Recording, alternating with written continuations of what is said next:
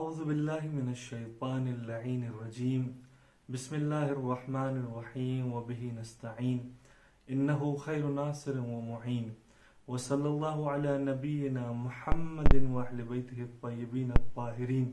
اللهم صل على محمد وآل محمد وعجل فرجهم الشريف أما بعد فقد قال الله سبحانه وتعالى في كتابه الكريم بسم الله الرحمن الرحيم شہر رمضان الذی انزل فیہ القرآن۔ عزیزان محترم، ناظرین کرام، آج کی اس کلپ میں آپ کے سامنے جس اہم گفتگو کے بارے میں اور جس انتہائی اہم پہلو کے بارے میں ماہ مبارک رمضان کے سلسلے سے بیان کرنا ہے،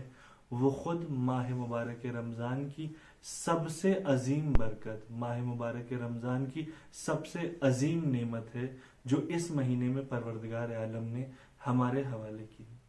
یوں تو ماہ مبارک رمضان عبادتوں کا مہینہ جانا جاتا ہے، مناجات کا مہینہ ہے، پروردگار عالم کی بارگاہ میں اپنی حاجتوں کو رکھنے کا، اس کی بارگاہ میں دعاؤں کے لیے ہاتھ کو بلند کرنے کا مہینہ ہے، اس سے اپنی تمناؤں اور اپنی آرزوؤں کو طلب کرنے کا مہینہ ہے۔ لیکن اسی کے ساتھ ساتھ ماہ مبارک رمضان میں جہاں روزے کو پروردگار عالم نے واجب قرار دیا ہے، وہیں ماہ مبارک رمضان سے ایک اور بات ہے جو انتہائی مخصوص اور رمضان سے متصل نظر آتی ہے، اور وہ بات کیا ہے کہ اسی ماہ مبارک رمضان کے لیے پروردگار عالم سورہ مبارک بقرہ میں فرماتا ہے شہر رمضان الذی انزل فیہ القرآن، یہ ماہ مبارک رمضان وہ مہینہ ہے جس میں قرآن نازل کیا گیا ہے۔ یعنی پورے قرآن میں پروردگار عالم نے صرف ایک مرتبہ رمضان کا تذکرہ کیا ہے، اور اس رمضان کو پروردگار نے قرآن میں کس طریقے سے انٹروڈیوس کیا، کس طریقے سے اس کا تعارف کروایا، فرماتا ہے یہ وہ مہینہ ہے جس میں قرآن نازل ہوا۔ اور قرآن کی کیا خصوصیت ہے؟ ہدی للناس وبینات من الہدی والفرقان، کی یہ پوری انسانیت کے لیے، عالم بشریت کے لیے، پوری خدا کی مخلوق کے لیے، تمام تر مخلوقات عالم کے لیے ہدایت کا سبب ہے، ہدایت کا ذریعہ۔ ہدی للناس وبینات، اور اس میں روشن نشانیاں پائی جاتی ہیں، کلیئر سائنس پائے جاتے ہیں، واضح علامتیں پائی جاتی ہیں، من الہدی والفرقان، ہدایت کی بھی روشن نشانیاں پائی جاتی ہیں اور فرقان کی بھی روشن نشانیاں اسی قرآن میں پائی جاتی ہیں۔ فرقان یعنی حق و باطل کے درمیان میزان قائم کرنا، حق و باطل کو مشخص کرنا، معین کرنا کہ حق کیا ہے، باطل کیا ہے۔ یعنی اس مہینے کا جب پروردگار عالم نے قرآن میں تعارف کروایا تو خود قرآن کے ذریعے تعارف کروایا، یعنی یہ وہ مہینہ ہے جس میں قرآن نازل ہوا، یہ وہ مہینہ ہے جس میں ہدایتوں کا سلسلہ شروع ہوا، یہ وہ مہینہ ہے جس میں بینات کا، روشن نشانیوں کا سلسلہ شروع ہوا، اور یہی وہ مہینہ ہے جس میں پروردگار عالم نے انسانیت کو حق و باطل کی تمیز سکھائی، حق و باطل میں فرق کرنے کا طریقہ سکھایا۔ یہاں پر قرآن مجید میں سورہ بقرہ میں پروردگار عالم نزول قرآن کا تذکرہ کرتا ہے، ماہ مبارک رمضان کا تذکرہ کرتا ہے، لیکن اس بات کو واضح نہیں کرتا کہ اس مہینے میں کس رات میں یہ عظیم نعمت پروردگار کی جانب سے تمام انسانیت کے حوالے کی گئی ہے۔ لیکن پھر سورہ دخان میں ایک اور اشارہ دیتا ہے، انا انزلناہ فی لیلۃ مبارکہ، ہم نے اسی قرآن کو، ہم نے اپنی اسی کتاب کو ایک انتہائی مبارک رات میں، ایک انتہائی بابرکت رات میں نازل کیا ہے۔ وہاں پر ہدایت کا تذکرہ ہے، فرقان کا تذکرہ ہے، بینات کا تذکرہ ہے۔ سورہ دخان میں، یہی سورہ دخان جو شب 23 ماہ مبارک رمضان، شب قدر کی ایام میں اور اس کے اعمال میں پڑھنے کی، اس کی بہت تاکید کی گئی ہے۔ سورہ دخان کے پڑھنے کے خصوصی اعمال میں تاکید آپ کو ملے گی۔ اس سورہ دخان میں فرماتا ہے کہ ہم نے ایک مبارک رات میں اسے نازل کیا، اور پھر پروردگار عالم پوری طریقے سے اس بات کو روشن کر دیتا ہے کہ وہ مبارک رات کون سی تھی۔ بسم اللہ الرحمن الرحیم، انا انزلناہ فی لیلۃ القدر، ہم نے اس قرآن کو قدر کی رات میں نازل کیا۔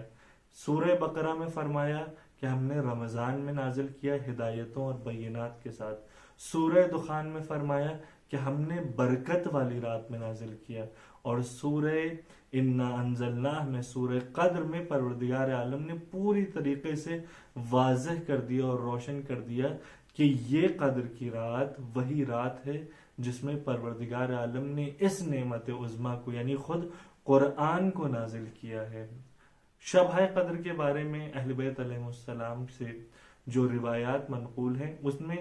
مختلف تاریخیں پائی جاتی ہیں کہ کون سی تاریخ حقیقی طور پر شب قدر ہے۔ اہل بیت نے اپنی جانب سے شب قدر کو بہت ساری مصلحتوں اور بہت ساری حکمتوں کی بنا پر معین نہیں کیا، اس کو کلیئرلی اسپیسیفکلی مینشن نہیں کیا، لیکن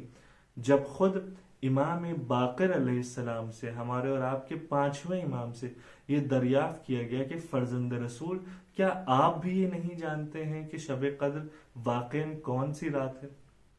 تو امام مسکرا کر فرماتے ہیں کیف لا نعرف، ہم کیسے نہ جانیں گے کہ شب قدر کون سی رات ہے، والملائکۃ تطوف بنا فی هذه اللیلہ، جبکہ اس رات میں ملائکہ ہمارا طواف کرتے ہیں، ہماری خدمت میں لوگوں کے اعمال لے کر نازل ہوتے ہیں اور ہمارے گرد طواف کرتے ہیں۔ تو ہم اس رات سے بخوبی واقف ہیں، اور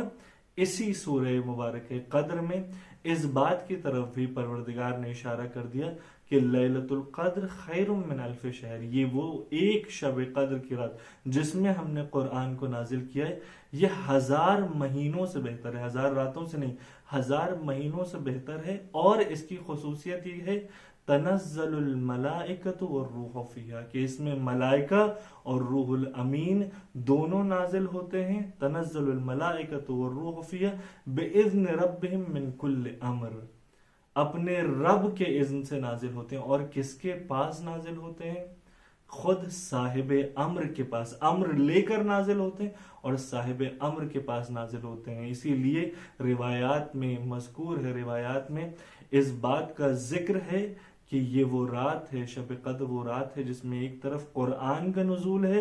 دوسری طرف خود وارث قرآن کی بارگاہ میں ان کے تمام چاہنے والوں، تمام شیعوں، تمام ماننے والوں کے اعمال پیش کیے جاتے ہیں، ان کا نامہ اعمال امام وقت کی بارگاہ میں پیش کیا جاتا ہے۔ تو آئیے ہم اور آپ سب مل کر پروردگار عالم کی بارگاہ میں دعا کریں کہ اے میرے پروردگار، تجھے اس مہینے کا واسطہ، تجھے اس بابرکت قرآن کا واسطہ جسے تو نے اس مہینے میں نازل کیا، جس میں تو نے ہدایتوں کا سلسلہ قائم کیا، بینات کا سلسلہ قائم کیا، تجھے اس مولود کا واسطہ جو اس مہینے میں اس دنیا میں آئی، تجھے ہمارے پہلے امام علی ابن ابی طالب علیہ السلام کا واسطہ جو اس مہینے میں شہید ہو کر اس دنیا سے رخصت ہوئے، اے میرے پروردگار تجھے تیری تمام حجتوں کا واسطہ کہ ان تمام واسطوں سے ہمارے لیے ہمارے تمام گناہوں کو معاف کرنے کا اسی ماہ مبارک میں راستہ اور ذریعہ فراہم کر دے، اور اے میرے پروردگار ہرگز ہرگز ہمارے وقت کے امام کے حضور اور ان کے سامنے ہمارے برے اعمال پیش نہ ہو، کہیں ہمارے امام ہمارے برے اعمال دیکھ کر ہم سے اور ہمارے اعمال کی وجہ سے غمگین نہ ہو، رنجیدہ خاطر نہ ہو۔ ہم چاہتے ہیں کہ اپنی زندگی میں صرف ایسے اعمال انجام دیں، صرف وہ عمل انجام دیں جو ہمارے امام کے، ہمارے وقت کے امام کی خوشی کا اور مسرت کا باعث ہو۔ والسلام علیکم ورحمۃ اللہ وبرکاتہ۔